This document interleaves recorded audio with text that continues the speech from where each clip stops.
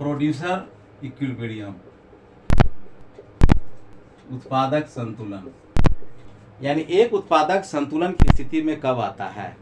जब उसके पास इनपुट्स दिया हुआ हो, आउटपुट्स भी दिया हुआ हो, आइसो कॉस्ट लाइन बजट भी दिया हुआ हो, तब वह संतुलन कब प्राप्त करेगा, कहाँ प्राप्त करेगा। इस बात को हम अध्ययन with the help of diagram, with the help of chart हम लोग इसको देखेंगे। इसमें 2-3 बातें आपको सामने आएगी, जिस बात को फिर टर्मिनोलॉजी आएगा, जो टेक्नोलॉजिकल वर्ड है वो आएगा, उसको समझना है। इसमें एक बातें आती है list cost factor, list cost factor, जिसको हमको जानना है। उसके बाद दूसरा आता है ऑप्टिमम कॉम्बिनेशन ऑफ इनपुट, ठीक है ना। यहाँ पर आएगा लिस्ट कॉस्ट फैक्टर और यहाँ पर आएगा ऑप्टिमम।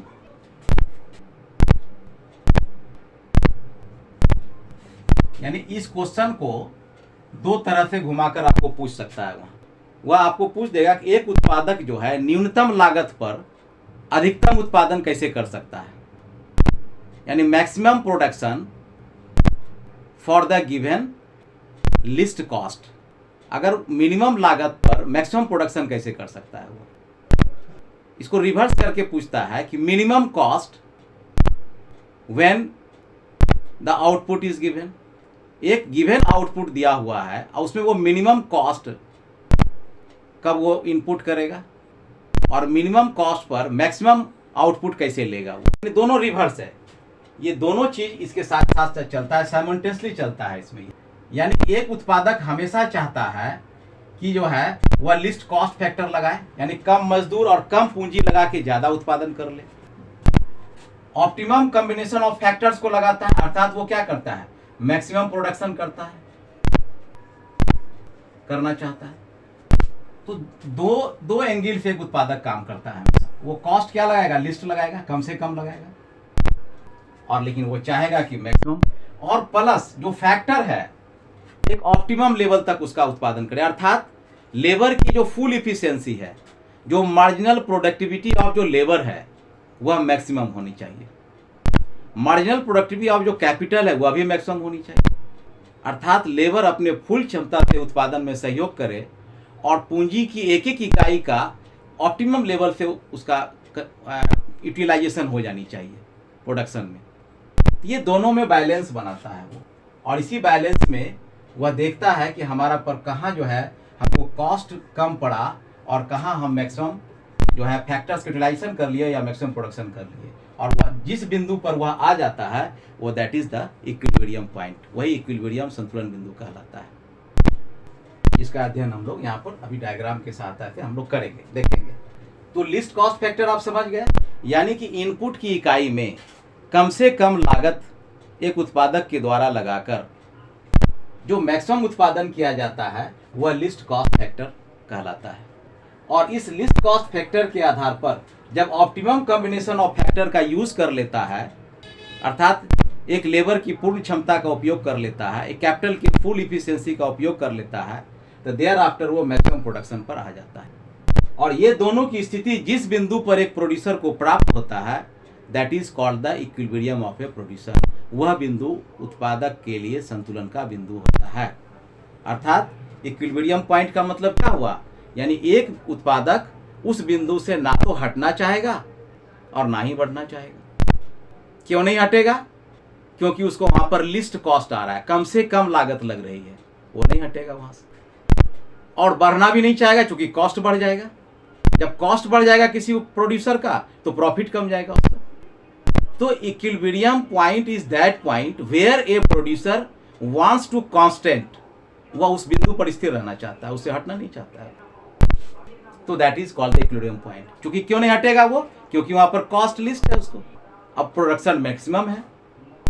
और फैक्टर के आधार पर देखेंगे तो फैक्टर का ऑप्टिमाइजेशन वहां यूज कर रहा है वो, लेबर फुल स्किल्ड से काम कर रहा है, कैपिटल फुल इफिशियंसी के साथ इनपुट कर रहा है। तो ये तीनों पे बैलेंस आ जाता है उसका। ये हम लोग अब डायग्राम से आगे देखेंगे कि वो दोनों परिस्थिति में किस तरह से वो काम करता है, एक प्रोड्यूसर क्या करता है। Sir optimum combination of factor पे फिर से बता दीजिए। ऑप्टिमम कॉम्बिनेशन ऑफ फैक्टर जो होता है, यानी कि कितना लेबर आप लगाएं कि एक लेबर का पूर्ण क्षमता का उपयोग करने के बाद और कितनी पूंजी का एफिशिएंसी आप यूज़ कर लें।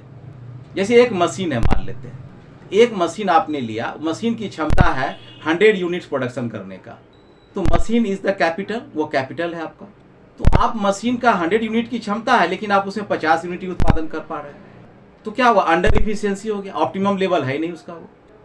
अब एक लेबर है, स्किल्ड है, वह टेक्नीशियन है, स्किल्ड है, आप उसको लगाए हुए हैं लेकिन उसके स्किल्ड का आप यूज़ नहीं कर रहे हैं, यूं बैठाए हुए हैं उसको, बैठो भाई तुम अपना काम करो, ये सब वो सब करो, तो वो ऑप्टिमम यूटिलाइजेशन नहीं हो रहा है उसका वहाँ। तो जब तक ऑप्टिमम यूटिलाइजेशन ऑफ लेबर नहीं होगा, optimum utilisation of the capital नहीं होगा, तो फिर मैक्सिमम प्रोडक्शन कैसे होगा, नहीं हो पाएगा ना। इसलिए optimum utilisation of the labour and capital, है ना, will reach the equilibrium point, है ना, for the producer at the cost of least. वो लिस्ट कॉस्ट पर वो ही जो है इफिशियंसी ऑफ कैपिटल और इफिशियंसी ऑफ लेबर को यूटिलाइज करके मैक्सिमम प्रोडक्शन देता है। ये चारों बिंदु घूमेगा आपको आसपास। अब आपके लिए एग्जाम्पल ले लेते हैं कि आप विद्यार्थी हैं, स्टूडेंट हैं, तो क्या आप ऑप्टिमम लेवल तक मेहनत करते हैं? नहीं करते हैं। आप जिस दिन अपना ऑप्टिमम लगा देंगे उस दिन आपकी रिजल्ट आपके हाथ में होगी, उस दिन आप बीपीएससी के पदाधिकारी बन जाएंगे। आप क्या करते हैं, आपकी ऑप्टिमम लेवल है 10 घंटा 12 घंटा पढ़ने का, यानी फुल क्षमता के साथ, फुल कैपेसिटी के साथ आप लेबर नहीं लगाते हैं, डेडिकेट नहीं करते हैं, और अल्टीमेटली आपका रिजल्ट जो है क्या होता है, आपके हाथ से निकल जाता है। आप कट ऑफ से 2 नंबर पीछे, 5 नंबर पीछे, 10 नंबर पीछे रह जाते हैं। आप पश्चाताप करते हैं कि काश हम 2 घंटा और पढ़ लिए होते, एक क्वेश्चन को 2 बार और लिख लिए होते, सर का रिवीजन क्लास 2 बार और ज्वाइन कर लिए होते, तो मेरा रिजल्ट हो गया होता।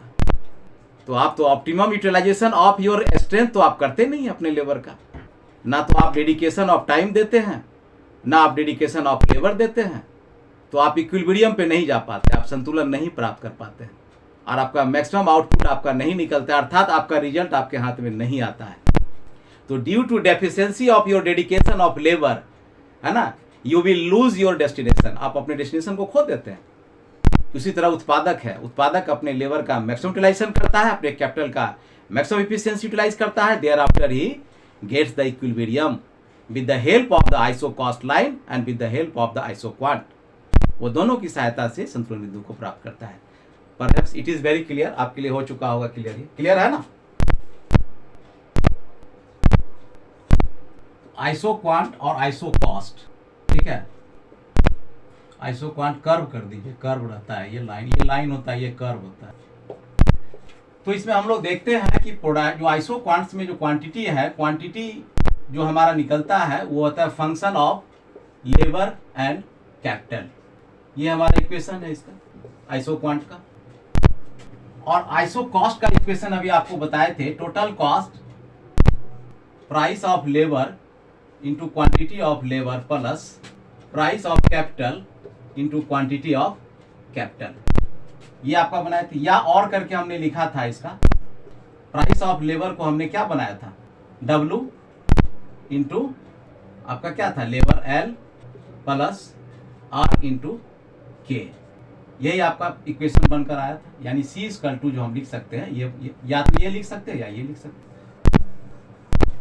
क्योंकि हमने प्राइस ऑफ लेबर हमारा वेज था और क्वांटिटी ऑफ लेबर हमारा क्वांटिटी, जो लेबर जितना हम ले रहे थे, और प्राइस ऑफ कैपिटल हमारा R रेट ऑफ इंटरेस्ट है और क्वांटिटी ऑफ हमारा K है। तो ये हमारा जो है, ये 2 इक्वेशन आपको काम करेगा हर हाल में, कहाँ पर, इक्विलिब्रियम ऑफ द प्रोड्यूसर के लिए काम करेगा। ये दोनों को याद रखना है, फंसिए मत किसी पॉइंट पर, इतना डिटेल बता दिए, फंसना नहीं है आपको। अब आइसो क्वांट में हम लोग देख रहे थे, वहां पर आइसो क्वांट्स में हम लोग क्या देख रहे थे कि आप जो आइसो क्वांट्स की जो बात आ रही थी, छोटा सा चित्र देख लेते हैं, आपको बता देते हैं। यहाँ पर ये L है, ये हमारा कैपिटल है। ये जो आइसो क्वांट था हमारा,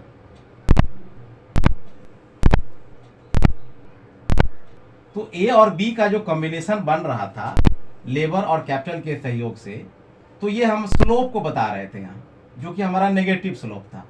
यानी कि कैपिटल का इतना हम त्याग कर रहे थे और लेबर का इतना हम गेन कर रहे थे। यानी कि लेबर को हम जो है वेरिएबल फैक्टर बनाए हुए थे और ये हमारा इंक्रीजिंग मोड में था और ये हमारा डिक्रीजिंग मोड में था, इसको हम त्याग कर रहे थे। तो ये इसको हमने बताया था कि ये MRTS के कारण होता है, marginal rate of technical substitution, यानी स्लोप को बताता है। ये स्लोप को बताता है। तो ये स्लोप जो है, जब भी इक्विलिब्रियम की बात आती है तो यही स्लोप काम करता है। यहाँ पर इसमें जो है ये एक दूसरा फैक्टर इसमें काम करेगा, MRTS, यानी slope, slope of IQ, isoquant का। ये हमेशा नेगेटिव हमको दिखाता है क्योंकि ये घट रहा है। यहाँ इसकी ज्यादा मात्रा या इसका कम मात्रा, एक और ले लेंगे तो आप देखेंगे ये घट रहा है। ये देखिए इतना हो रहा है, इतना हो रहा है। तो ये जो नेगेटिव स्लोप दिखाता है ये हमेशा डाउनवर्ड नेगेटिव दिखलाता है। तो MRTS स्लोप जो है ऑलवेज भी नेगेटिव शो करता है वहां। इस चीज को ध्यान रखना है वहां पर। तो कंडीशन ऑफ इक्विलिब्रियम को जब हम देखेंगे, कंडीशंस ऑफ इक्विलिब्रियम यानी शर्त क्या होगा इसका, इसका दो शर्त होगा। जिस तरह से हम आइसो इंडिफरेंसेस कर्व में हमने पढ़ा था, उसी तरह से यहाँ पर भी दो शर्तें हैं इनका, दोनों शर्त को हम लोग देखेंगे। यहाँ पहला आ जाएगा वहां, slope of isoquants and slope of isocost line must be equal. ये पहला शर्त है। अर्थात चित्र के रूप में हम देखेंगे इसको, बता देते हैं आपको चित्र के रूप में।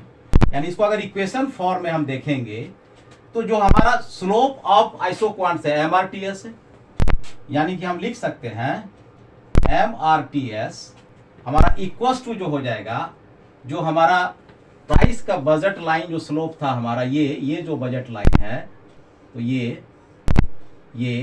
जो चूंकि ये स्ट्रेट लाइन है और आइसोक्वांट्स का जो हमारा स्लोप है, आइसोक्वांट कर्व में है हमारे पास, इस तरह से है। ये IQ है और ये हमारा आइसोकॉस्ट लाइन है। ये लाइन है, ये कर्व है हमारा। तो A और B, ये A, B और C, ये दोनों में क्या डिफरेंस है? इसमें है कि A, B, C पर उत्पादन समान रहेगा। इसमें है कि A, B पर जो है कॉस्ट समान रहेगा। अगर 60 रुपए है तो 60 रुपए ही रहेगा, कोई भी कॉम्बिनेशन ले ले हम। इसमें है कि अगर A, B, C कोई भी कॉम्बिनेशन लेंगे तो उत्पादन समान आएगा, अर्थात 100 यूनिट 100 यूनिट 100 यूनिट होगा। तो दोनों में स्लोप है, दोनों में स्लोप है। इसका स्लोप है स्ट्रेट लाइन में, इसका स्लोप है कर्व लाइन में। तो कहता है कि जब प्रोड्यूसर इक्विलिब्रियम तभी प्राप्त करेगा जब दोनों का स्लोप समान हो जाएगा। यानी कि MRTS, इसके स्लोप को हमने बोला MRTS, और ये हमारा जो स्लोप है ये क्या है? ये वेज रेट को बता रहा है, ये L को बता रहा है, ये W, ये कैपिटल को बता रहा है, K बता रहा है, L को बता रहा है। इसका हम वेज W देते हैं, इसका हम R देते हैं, ये आपको बताइए। तो स्लोप ऑफ जो है यानी price of labour by price of capital, ये स्लोप को बता रहा है। ये AB जो है ये बता रहा है प्राइस ऑफ लेबर, है ना, अपॉन प्राइस ऑफ कैपिटल। तो अर्थात MRTS बराबर हम लिख सकते हैं प्राइस ऑफ लेबर बटा प्राइस ऑफ कैपिटल, अर्थात W/R। यानी ये फॉर्मूला निकल के आया, इसको ध्यान रखना। यानी पहला शर्त यही होगा, तभी इक्विलिब्रियम प्राप्त होगा। Marginal rate of technical substitution यानी slope of isoquant is equal to the slope of the price cost line, यानी PL/PK। PL को हमने W से डिनोट किया और P को हमने R से डिनोट किया। तो ये तीनों इक्वल होनी चाहिए, तब जाके प्रोड्यूसर का इक्विलिब्रियम होगा। दूसरा शर्त क्या है देख लीजिए, isoquant curve must be convex to the origin. अर्थात क्या होगा कि आइसोक्वांट कर्व जो है ओरिजिन का कॉन्वेक्स होगा, जो कि आपको आइसोक्वांट की विशेषता में हम पढ़ा चुके हैं, आपको बताया है। Isoquant curve must be convex to the origin, वह मूल बिंदु की ओर उन्नतोदर होगा। अर्थात क्या होगा, ये मूल बिंदु है, ये मतलब यहाँ पर स्लोप होनी चाहिए, ये हुआ उन्नतोदर, जो आपको पढ़ा चुके हैं। चूंकि IC की यह विशेषता है कि IQ जो है या IP जो है, IP कर्व जो है, इक्वल प्रोडक्शन कर्व जो है या इक्वल क्वांटिटी जो क्वांट्स कर्व है, वो must be convex to the origin होता है। ये दो शर्तें जब तक पूरा नहीं करेगा कोई प्रोड्यूसर, तब तक वह इक्विलिब्रियम पर नहीं आएगा, संतुलन पर नहीं आएगा। ये दोनों शर्त बिल्कुल याद रखना है।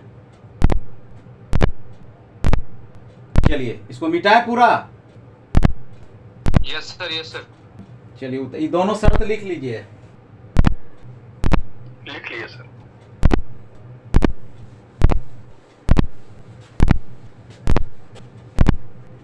तो ये दो शर्त हैं जो कि आपको हर हाल में पूरा करना पड़ेगा। दो कंडीशन है, दोनों कंडीशन को हम डायग्राम से देखते हैं, डायग्राम से कहाँ ये प्रूव करता है।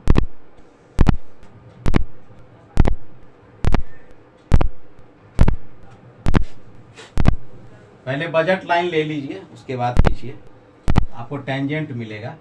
ये आपका जो है बजट लाइन दिया हुआ, ए बी बजट लाइन दिया हुआ है।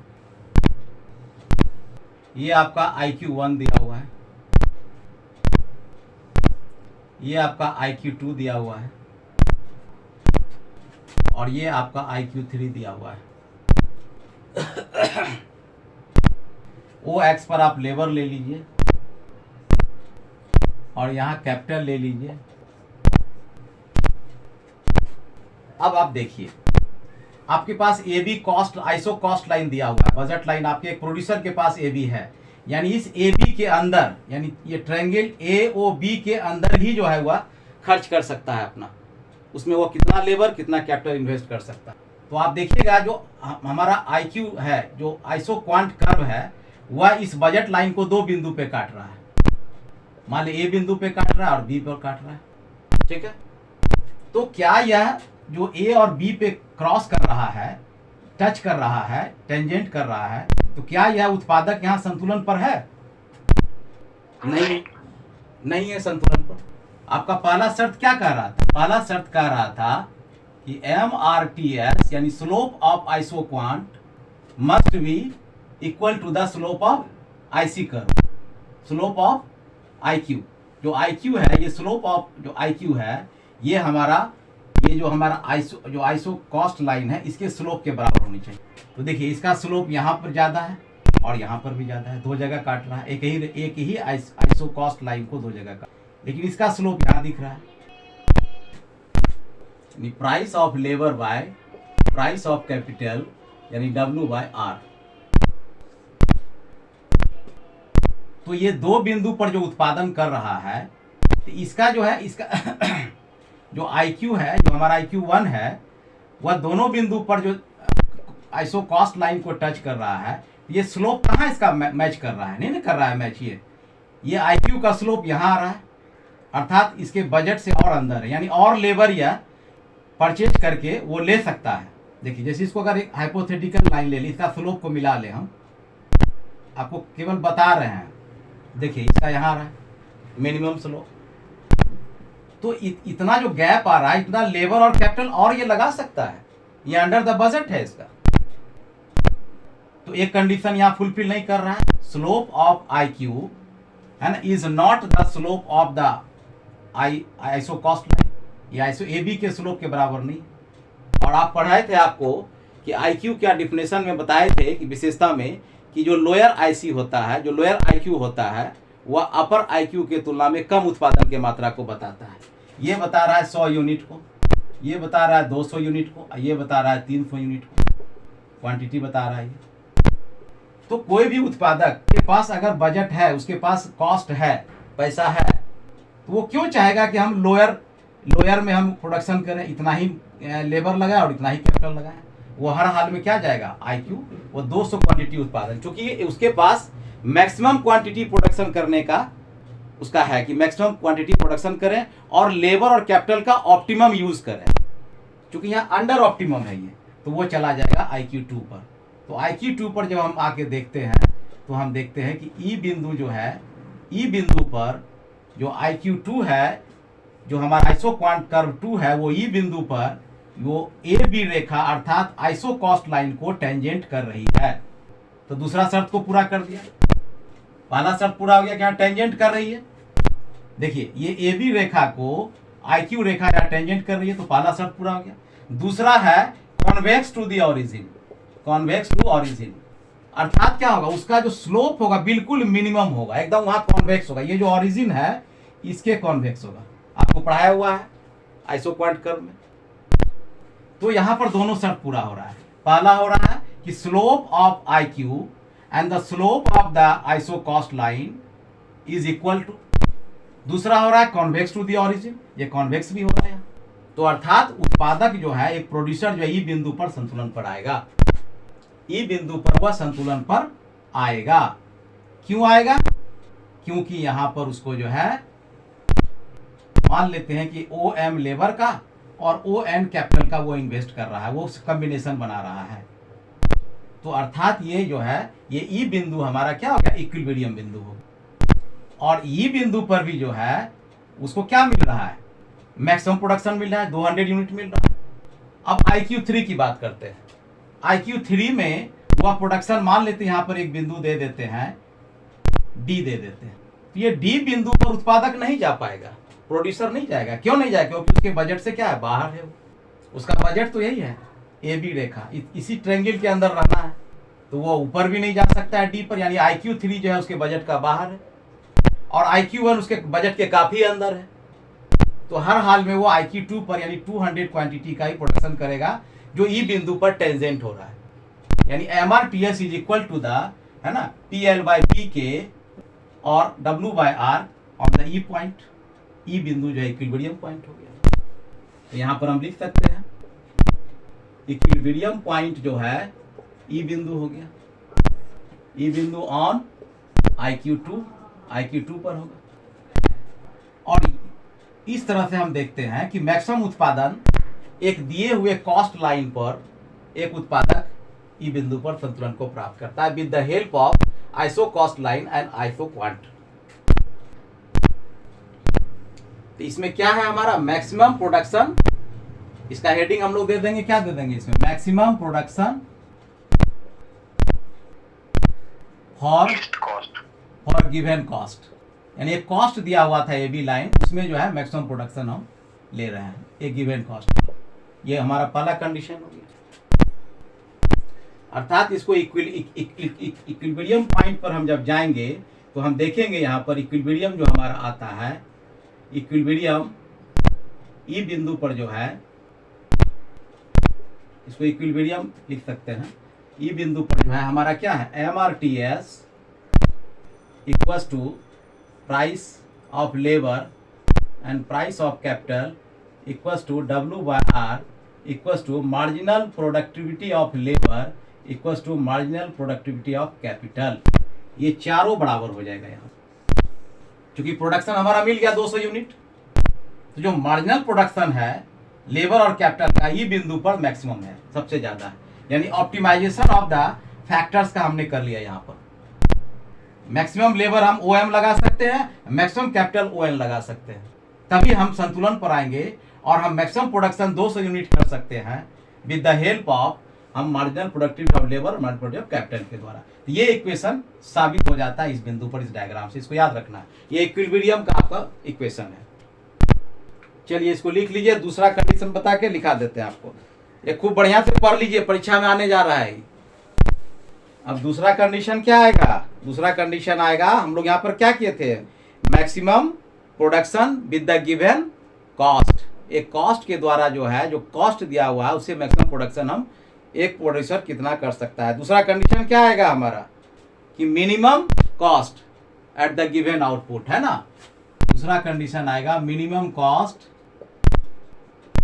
For given output.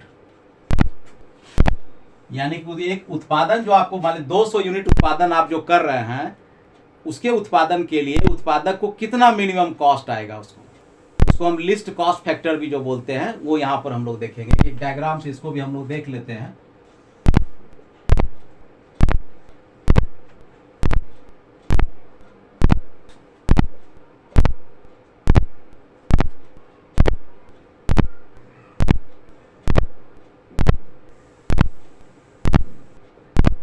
देखिए 3 हमारा जो है, ये हमारा दिया हुआ है, हमारा आइसो कॉस्ट लाइन यानी बजट लाइन दिया हुआ है।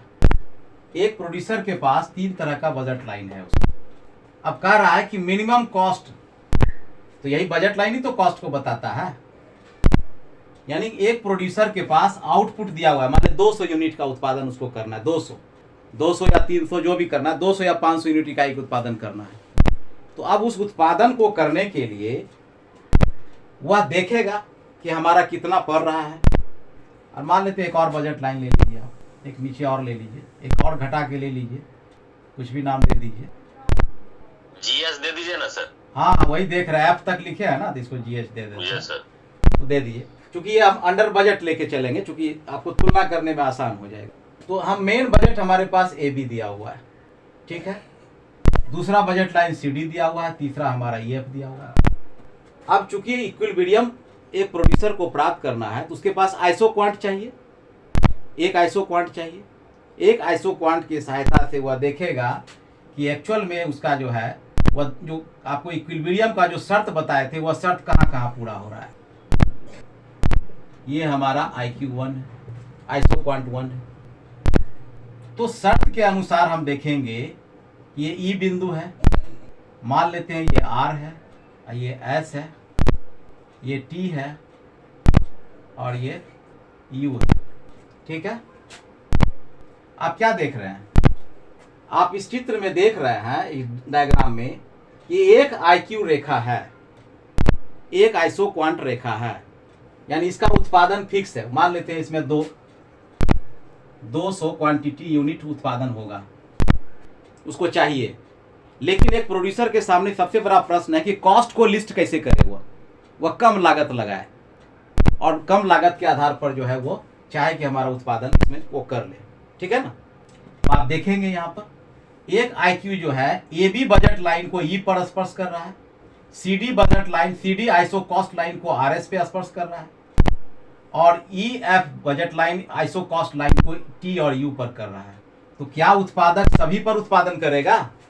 नहीं करेगा, वो सब पर उत्पादन नहीं करेगा, क्योंकि आपको shifting of the budget line में मैंने पढ़ाया था कि बजट लाइन शिफ्ट होने का मतलब होता है क्या, कॉस्ट बढ़ जाना, कॉस्ट बढ़ जाना, लेबर का भी कॉस्ट बढ़ जाना और कैपिटल का भी कॉस्ट बढ़ जाना, यानी यूनिट ऑफ लेबर भी बढ़ जाना, यूनिट ऑफ कैपिटल भी बढ़ जाना। अर्थात आप देखेंगे कि इस लाइन पर इतना ही लेबर इतना कैपिटल ले रहा है, इस पर देखिएगा इस पे ज़्यादा कैपिटल ज़्यादा आ रहा है, इस पर और ज़्यादा कैपिटल आ रहा है, लेकिन उसको क्वांटिटी 200 ही लेना है। तो जब 200 क्वांटिटी करने के लिए वो ज़्यादा कॉस्ट क्यों लगाएगा, EF रेखा पर क्यों जाएगा, वो TU पर नहीं जाएगा वो।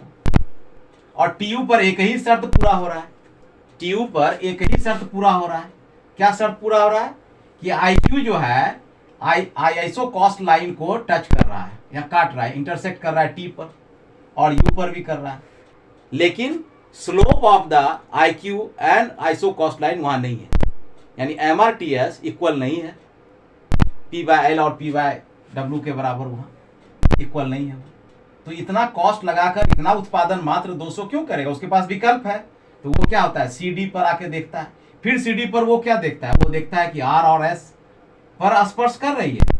एक बजट आइसो कॉस्ट लाइन को ये IQ लाइन दो बिंदु पर RS पर स्पर्श कर रही है, लेकिन कॉन्वेक्स टू द ओरिजिन नहीं है और स्लोप, दोनों का स्लोप इक्वल नहीं है।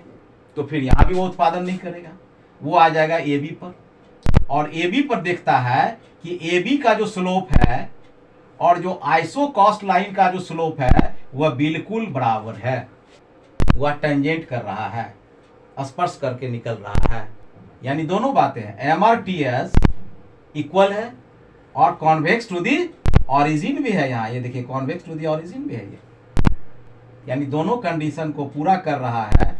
और उत्पादक जो है एक प्रोड्यूसर यहाँ पर इतना लेबर का यूनिट लगाएगा और इतना कैपिटल का यूनिट लगाएगा वो, और इतना कैपिटल यूनिट लगाने के बाद उसको ऑप्टिमम लेवल का क्वांटिटी प्राप्त हो जाएगा, यानी क्वांटिटी नहीं चेंज करना है प्रोडक्शन का, कॉस्ट को मिनिमम कर देना है।